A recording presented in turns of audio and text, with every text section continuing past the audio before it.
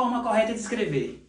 Vende-se casas ou vendem-se casas? Bem, as duas formas soam muito bem aos nossos ouvidos, mas apenas uma é correta. Como saber? Bem, o se, ele funciona como partícula apassivadora toda vez que o verbo anterior, ele funcionar como transitivo direto. Quando que um verbo é transitivo direto? Quando você faz a pergunta o que para o verbo. Por exemplo, eu aluguei. O que? Eu vendi. O que? Eu consertei. O que? Então, toda vez que você fizer a pergunta o que após o verbo é transitivo direto.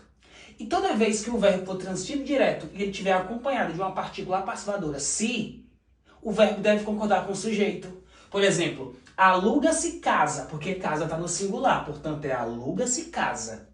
Vende-se casa, conserta-se casa. Agora, quando o sujeito está no plural, o verbo deve concordar com o sujeito.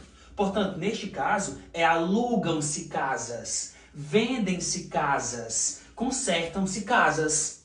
Notaram? Então, vende-se casas ou vendem-se casas? Como o verbo vender é um verbo transitivo direto, ele deve concordar com o sujeito. Como o sujeito está no plural, o verbo deve estar no plural. Portanto, a forma correta seria vendem-se casas e não vende-se casas. Interessante, né?